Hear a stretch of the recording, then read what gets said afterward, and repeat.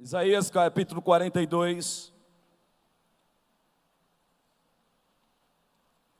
Isaías 42.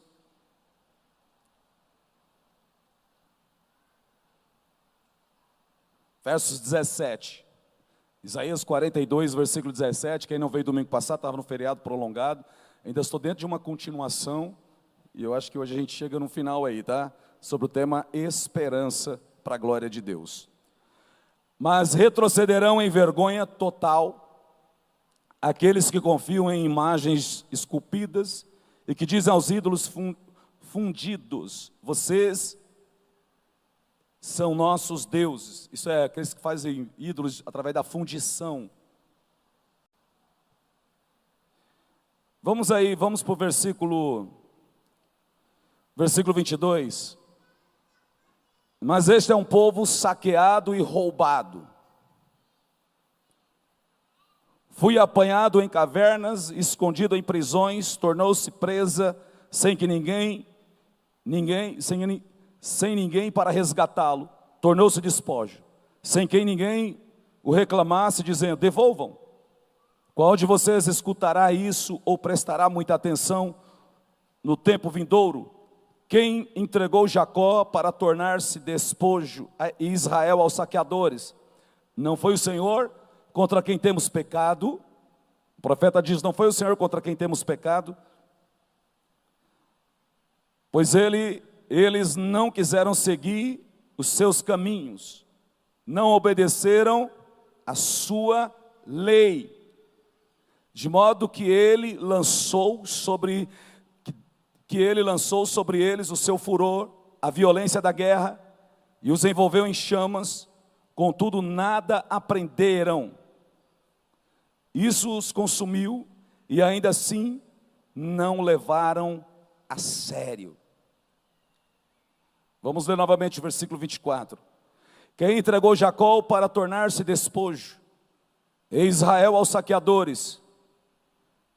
Não foi o Senhor contra quem temos pecado? Pois eles não, fala comigo, não quiseram. Repita comigo, diga: eles não quiseram. Não quiseram o quê? Seguir os seus caminhos. Vamos mais uma vez. Eles não obedeceram a sua lei. Senhor Deus e Pai de nosso Senhor e Salvador Jesus Cristo, Pai, aqui é a Tua palavra, está o Teu povo, os Teus filhos. Fala ao nosso coração, Senhor. Enche a nossa alma com a alegria da Tua palavra. Abençoa o Teu povo, abençoa os Teus filhos, Senhor. Espírito Santo, o Senhor é quem convence o homem do pecado, da justiça e do juízo. Falou Jesus lá em João 16, 8 em diante. Do pecado porque não creram em mim, do juízo porque vou para junto do Pai, da justiça porque vou para junto do Pai, do juízo porque o príncipe deste mundo já foi julgado, já foi condenado. Espírito Santo, glorifica o nome de Jesus. Senhor, que os enfermos sejam curados, mentes sejam abertas e que as pessoas vivam para a Tua glória, em nome do Senhor Jesus. Amém, amém e graças a Deus.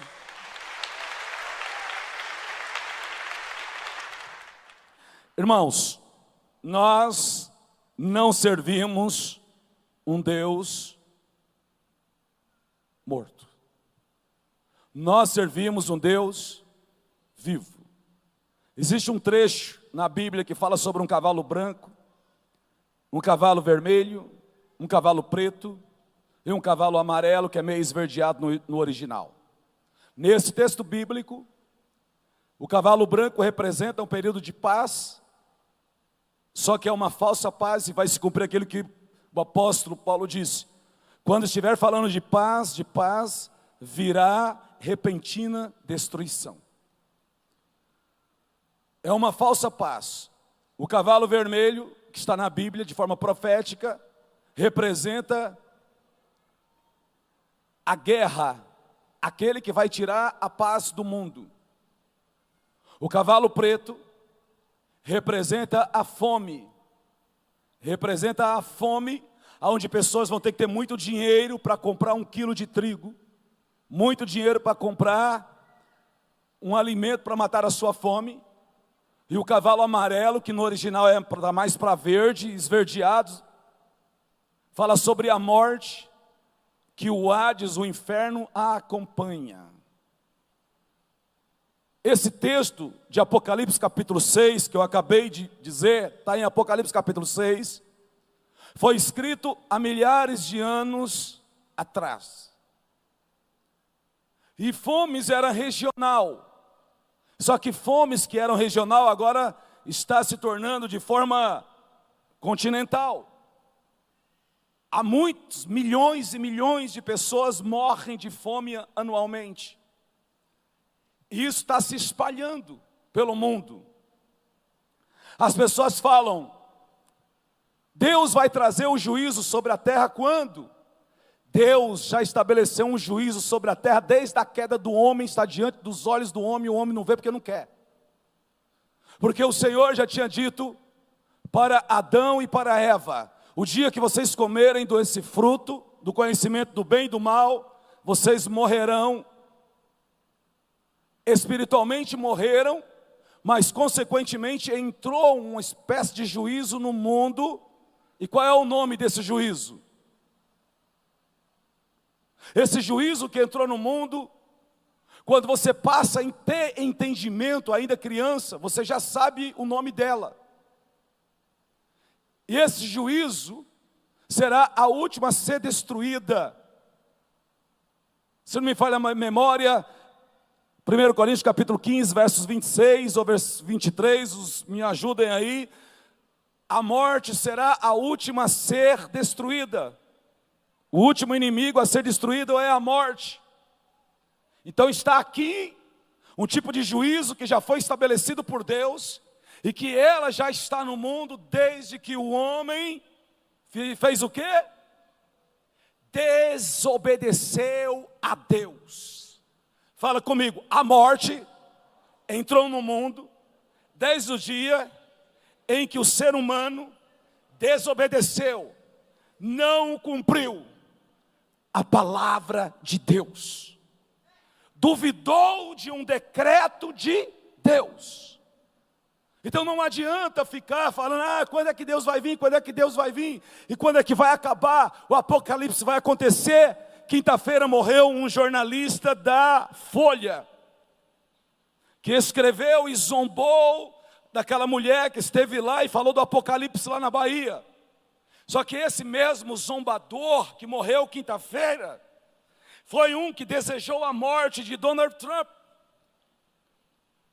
Foi o mesmo que desejou a morte do antigo presidente dessa nação.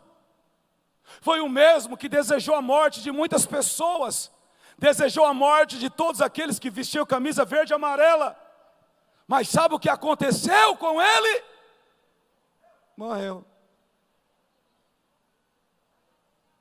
Aquilo que você deseja para os outros, vem rapidamente para você. Morreu. Ele morreu. E em vez de ter pessoas chorando por ele, o caixão dele virou meme. Virou zoação na internet. Morreu. Então o juízo de Deus está aí. Por que as pessoas morrem? Morre porque o coração parou. Morre porque morreu de insuficiência respiratória, morreu de insuficiência renal, morreu de insuficiência isso, morreu de uma parada cardíaca, morreu. Mas por que existe a morte? Não é possível a medicina ajustar os órgãos. Não é possível a medicina ajustar o coração, os rins, o fígado, ajustar os organismos do ser humano. É possível. Até fazem. Só que ainda não conseguiram trazer a alma de volta, o espírito de volta para o corpo. E não vão conseguir. Então, igreja Logos, Fortaleza, Ceará, Brasil, preste atenção. Dentro de Isaías capítulo 42, hoje estamos indo para pela oitava parte. Oitava parte da palavra que eu comecei a pregar na virada do ano, falando sobre esperança. Temos que ter esperança. E a nossa esperança, ela não se baseia somente naquilo que os nossos olhos estão vendo. Porque aqueles que esperam somente nessa terra, esses são os piores dos miseráveis. Está no mesmo texto de 1 Coríntios, capítulo 15. Espere em Deus, mas eu espero coisas maiores. Eu espero daquilo que a Bíblia está falando, daquilo que está escrito, daquilo que ela está me dizendo. E para eu usufruir daquilo que ela me diz, que eu posso usufruir, eu preciso viver, eu preciso obedecer, eu preciso me sujeitar, eu preciso me submeter a essa palavra. Então o Senhor usa o profeta Isaías, 700 e tantos anos antes de Cristo Jesus, e fala para eles, ó, eu vou abençoar os gentios, e nós éramos esses gentios. Só que a bênção que Deus está falando para os gentios, Isaías 42, no versículo 1, eis o meu servo a quem sustento, o meu escolhido em quem tenho prazer, porém nele o meu espírito, ele trará justiça às nações. Outras traduções diz aos gentios, trará justiça. Então, diante de tudo que nós estamos vendo, diante de tudo aquilo que nos coloca para baixo, coloca o ser humano para baixo, que rouba a sua alegria, rouba a sua paz, porque nós estamos vivendo tempos em que a justiça no Brasil foi rasgada, a Constituição nesse país parece que não existe mais, artigo 5º não existe mais, os artigos não existem mais, o que existe é uma canetada de um homem, o que existe é a fala de um homem. Então leis não existem, só que tem uma lei que funciona, a lei de Deus.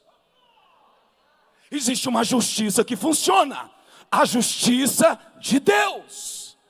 Existe uma vingança que funciona, e não é a nossa, é a vingança de Deus. Entrega os teus caminhos a Ele, confia nele, no mais tudo Ele fará. Entrega os teus caminhos a Ele. Só um pouquinho aqui, filhito. E no mais tudo Ele fará. Fala comigo, eu tenho esperança. Só que também tenha um coração mole. Você que diz, eu tenho esperança. Você também precisa ter um coração mole.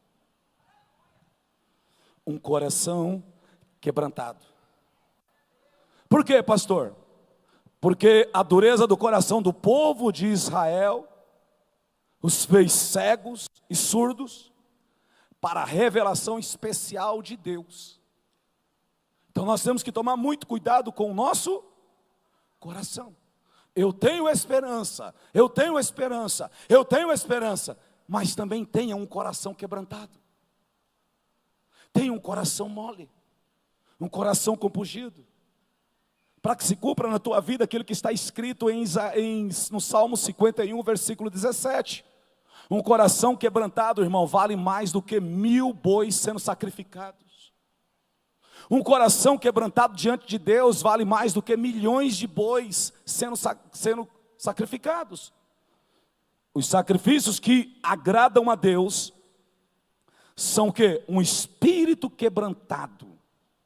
Um coração quebrantado e contrito, ó Deus, não desprezarás.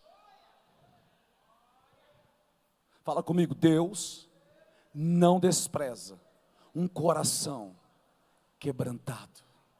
Um coração quebrantado, Deus não despreza. Então, para que eu usufrua das promessas de Deus, e veja também as justiças de Deus se cumprindo, eu preciso estar ao lado dele. Mas ao lado de Deus só está quem tem o coração quebrantado.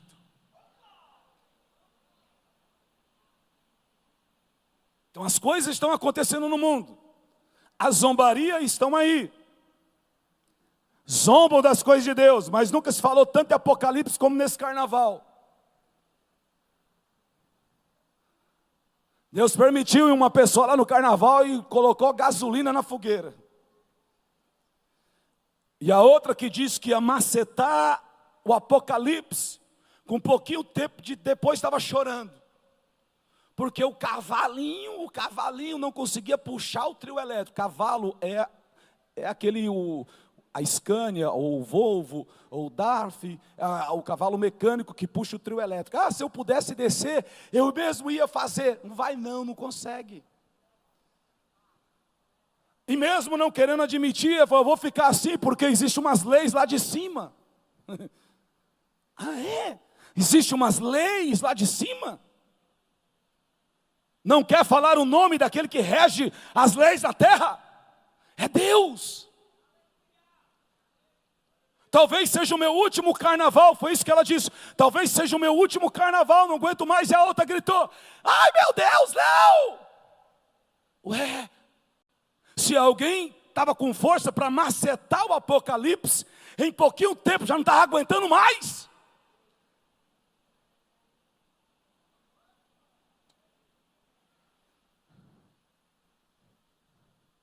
Irmão, o ser humano não aguenta nem um grão de areia que Deus possa soltar sobre ele. Imagine quando Deus soltar a beira-mar toda.